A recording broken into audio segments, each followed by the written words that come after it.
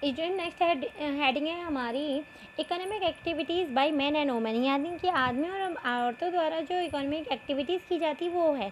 अब जैसे कि विलास और शकल हैं, इन लोग की तरह बहुत सारे लोग हैं जो किसी न किसी एक्टिविटीज़ में इन्वॉल्व हैं। ठीक है, अब जैसे अगर देखा जाए तो ये जो एक्टिविटीज़ है वो 3 काइंड ऑफ होती है, मतलब 3 मेन सेक्टर में डिवाइडेड है। फर्स्ट है प्राइमरी सेक्टर, सेकंड है सेकेंडरी सेक्टर और थर्ड है टर्शियरी सेक्टर। ठीक है, तो प्राइमरी सेक्टर में वो सारी चीज़ें जो इन्वॉल्व होती हैं जो कि नेचुरल चीज़ों से रिलेटेड होती हैं। ठीक है, जैसे कि अगर हम बात करें एग्रीकल्चर की, ठीक है, सबसे पहले एग्रीकल्चर। अब देखिए ये भी नेचुरल होता है, फॉरेस्ट्री ये भी नेचर के ऊपर डिपेंड होता है, animal husbandry, fishing, poultry farming, mining, quarrying, ये सारी की सारी चीज़ें किसमें होती हैं, ये नेचर के ऊपर डिपेंड होती है, तो इसलिए ये प्राइमरी है।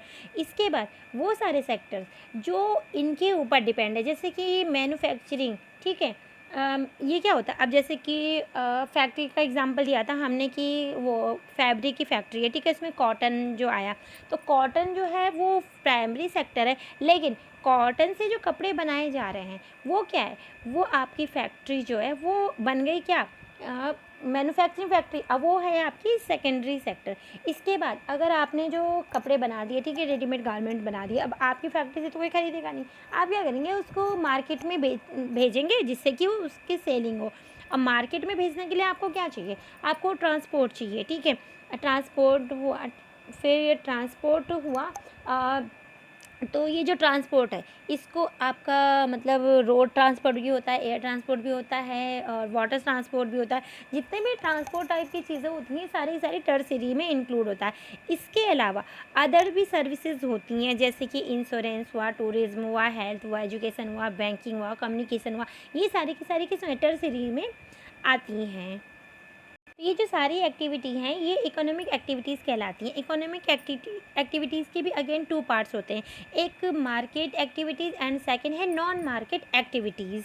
अब जो मार्केट एक्टिविटी है, ठीक है, मार्केट के नाम से ही आपको पता है, आप मार्केट में कोई सामान लेने जाते हैं तो क्या होता है, आप पैसे देते हैं, सामान लेते हैं। ठीक है, ऐसी मार्केट एक्टिविटी वो होती है जिसमें कि परफॉर्म होती है पे एंड प्रॉफिट वाली चीज़ें जब आ जाती हैं। हमने जो सामान ख़रीदा हमने पे किया, लेकिन दुकान वाले ने जो सामान हमको बेचा तो उसमें उसका प्रॉफिट भी है। ठीक है, तो पे और प्रॉफिट ये सारी चीज़ें जहाँ पे आ जाती हैं वो मार्केट एक्टिविटीज़ में आ जाती हैं। और नॉन मार्केट एक्टिविटीज़ वो होती है कि आपने कुछ प्रोडक्शन किया वो अपने लिए किया। ठीक है, मेरा एक बहुत बड़ा सा खेत है, उसमें मैंने गेहूँ उगाया और सिर्फ वो मैंने अपने लिए रख लिया, मैंने बेचा नहीं, तो वो नॉन मार्केट एक्टिविटीज़ के अंदर आएगा। अब यहाँ पे क्वेश्चन आता है कि जो गवर्नमेंट सर्विसेज होती है, ठीक है, और जो अदर सर्विसेज होती हैं मार्केट में आती हैं, नॉन मार्केट में आती हैं। तो ये मार्केट में आएंगी क्योंकि आप सर्विस कर रहे हैं किसके लिए, गवर्नमेंट के लिए, और इससे क्या हो रहा है, आपको पे मिल रही है, आपका प्रॉफिट हो रहा है। ठीक है, तो ये जो है नॉन मार्केट वो सॉरी ये मार्केट एक्टिविटीज़ में आएगा, मीन्स वो सारे वर्क जिससे कहीं ना कहीं पैसों का इन्वॉल्वमेंट हो रहा है, चाहे वो आ रहा है या जा रहा है, तो वो मार्केट एक्टिविटीज़ के अंदर आएगा। इंडिया में देखा जाए तो हिस्टोरिकल और कल्चरल दोनों रीजन से जो भी लेबर के फॉर्म में देखा जाए तो 2 कैटेगरी है, एक मैन की और वुमेन की। जो वुमेन हैं वो डोमेस्टिक वर्क करती हैं और जो मैन हैं वो घर के बाहर का वर्क करते हैं। अब जैसे कि शकल की स्टोरी में क्या हुआ था, शकल की जो मम्मी है वो खाना बनाती हैं, बर्तन धोती हैं, कपड़े साफ़ करती हैं, घर को साफ़ करती हैं, बच्चों की देखभाल करती हैं। और जो शकल के पापा हैं वो कि फील्ड में अपने एग्रीकल्चर का काम करते हैं, फिर वो जो प्रोडक्ट होता है उसको बेचते हैं जिससे कि मनी अर्न होती है, उससे उनकी फैमिली का खर्च होता है। तो शीला जो काम करती हैं घर में उनको कोई इनकम नहीं होती है, उससे शीला को कोई इनकम नहीं होती क्योंकि वो घर का काम करती है। और जो उनके पापा करते हैं वो बाहर का काम करते हैं, तो इससे फैमिली में इनकम होती है।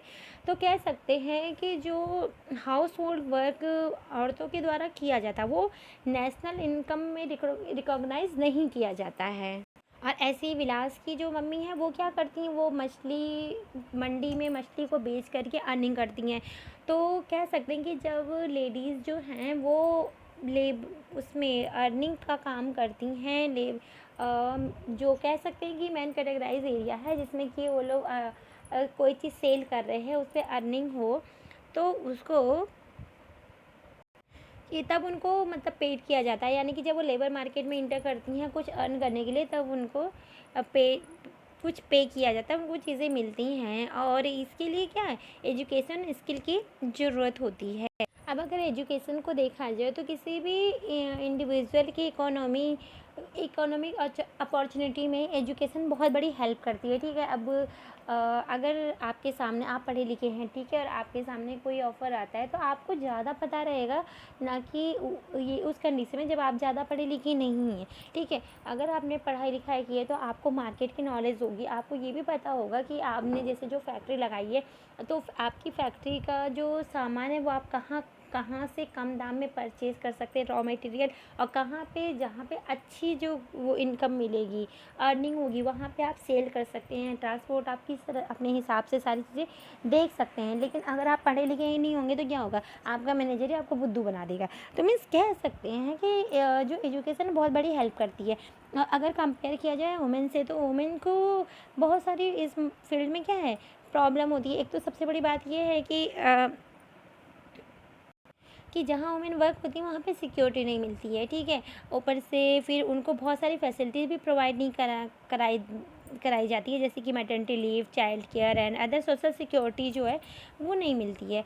ऊपर से फिर वुमेन जो रहती हैं उनको कि मतलब उनके हाई एजुकेशन होती है, हाई स्किल फॉर्मेशन होती है, इसके बावजूद उनको कंपटीशन बहुत ज़्यादा करना पड़ता है, उनको लो अर्निंग होती है। आप कभी जाके बाहर ना पता लगाइएगा कि हाँ ये चीज़ वाकई में हो रही है कि नहीं। लेकिन अब जो क्या है, अब जो वुमेन है वो भी इन सारी चीज़ों को लेके अवेयर हो गई हैं, और क्या हो गए, अब जॉब वो मतलब अपनी स्किल में प्रोग्रेस करने लगी हैं, मतलब उनको स्किल भी आ गई, वो एजुकेटेड भी होने लगी। अब वो एडमिनिस्ट्रेशन और टीचर्स और जॉब, मतलब ये सारी चीज़ों में भी आगे बढ़ने लगी हैं।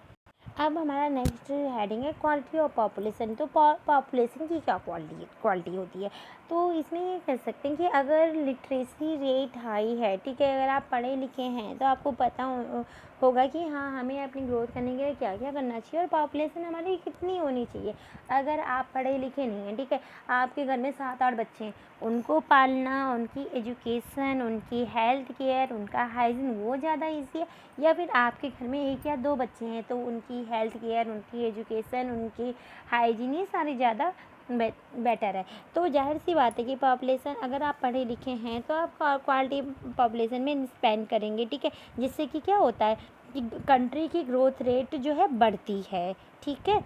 और जो हेल्दी पॉपुलेशन है वो क्या है, वो एसेट्स है। क्योंकि एक चीज़ बताइए, अगर आप बीमार हैं, ठीक है, तो आप कंपनी में कितने दिन जाके काम करेंगे, और अगर आप हेल्दी हैं तो कितने दिन जाके वर्क करेंगे। और बीमार होके भी अगर आप जाते हैं तो ज़ाहिर सी बात है आप अपना 100% नहीं जाएंगे, आपकी कंपनी लॉस में जाएगी। और अगर आप हेल्दी हैं तो आप अपना 100% देंगे कंपनी के, जिससे कि आपकी फैक्ट्री क्या होगी, बहुत ज़्यादा प्रोग्रेस होगी, अर्निंग ज़्यादा होगी। वहीं पे एजुकेशन की बात करें तो देखिए, आपने शकल की स्टोरी में देखा था कि साइकिल जो है उसने पढ़ाई की थी, तो इनिशियल ईयर में मतलब शुरू में तो उसको बोर हुआ होगा, लेकिन उसको इतना फल नहीं मिला, क्योंकि अभी आप पढ़ रहे हैं, ठीक है, तो पढ़ रहे हैं क्या, तो आप ये सोचेंगे, कभी कभी क्या होता है, जो लोग पढ़े लिखे नहीं होते तो सोचते हैं इनके स्कूल का फ़ीस दें। जैसे खासतौर पर गर्ल्स के लिए अगर एग्जाम्पल देखें तो उसमें उनके घर वाले क्या बोलते हैं, खासतौर पर जो पढ़े लिखे नहीं हैं वो लोग क्या बोलते हैं कि इनको पढ़ाएंगे लिखाएंगे, इनको कलेक्टर बनाएंगे, या फिर इनकी शादी के लिए दहेज जुटाएंगे, कहते हैं कि नहीं। तो इसमें इसका क्या मतलब है, उनका मतलब ये है कि पढ़ाई लिखाई में सिर्फ खर्चा हो रहा है, फ़ायदा कुछ नहीं हो रहा। उनको मतलब खर्च दिखता है, फ़ायदा नहीं दिखता। लेकिन वो ये लोग नहीं देखते कि कल को अगर उनके घर की बेटियाँ पढ़ लिख जाएंगी तो आगे जॉब करेंगी, या फिर आगे डॉक्टर इंजीनियर कुछ भी बन जाएंगी, तो बीमार होगा तो किसको ठीक है, उन्हीं को तो ठीक करेंगी, उनको आगे फीस नहीं देनी पड़ेगी, डॉक्टर की दवा का खर्चा बचेगा, कितनी सारी चीज़ें हैं, फ़ायदे हैं। लेकिन वो कोई नहीं देखता, क्योंकि बीमार तो लाइफ में हर कोई पड़ता है, ऐसा तो है ही नहीं कि कोई बीमार पड़ता ही नहीं है। लेकिन जो अनपढ़ लोग हैं उनको ये चीज़ समझ ही नहीं आती, उनको तो बस इतना है कि लड़कियां हैं, बस बड़ी हो जाए, जल्दी से शादी करो, अपने घर जाओ, ये चीज़ है। उनको बिल्कुल भी पढ़ाई लिखाई के बारे में बिल्कुल भी इंटरेस्ट रहता ही नहीं है। और अगर वहीं पे अगर कोई फैमिली है जो पढ़ी लिखी समझदार है, वो अपने बच्चों को पढ़ा रही है, ठीक है, अब पढ़ा लिखा के क्या करें, बाद में उनके बच्चे पढ़ लिख के कहीं सेटल हो गए, अच्छी जॉब मिल गई, फिर क्या हुआ, जॉब मिलने के बाद तो उनको फल मिलेगा ना कि हाँ कि अब वो जॉब कर रहे हैं, उनकी तरफ तब से पेरेंट्स जो हैं बिल्कुल एकदम निश्चिंत हो गए कि हाँ कि अब उनको कोई प्रॉब्लम होगी, किसी भी तरह की कोई प्रॉब्लम होगी तो एजुकेटेड है, खुद अपनी प्रॉब्लम सॉल्व कर लेंगे और संग में अपने पेरेंट्स की भी प्रॉब्लम सॉल्व कर सकते हैं। अब शकल के केस में क्या हुआ था, उसने वो पहले तो पढ़ाई की, बाद में उसको पढ़ाई के बेसिस पे जॉब मिल गई, जॉब में फिर उसने अच्छा काम किया तो उसको प्रमोशन भी मिल गया। तो इस तरह से क्या हो गया कि उससे उसकी सोसाइटी को भी फ़ायदा हुआ। प्लस अब जैसे कि उसके पापा जो थे वो किसान थे, ठीक है, लेकिन शकल क्या हुआ, उसको जॉब मिल गई।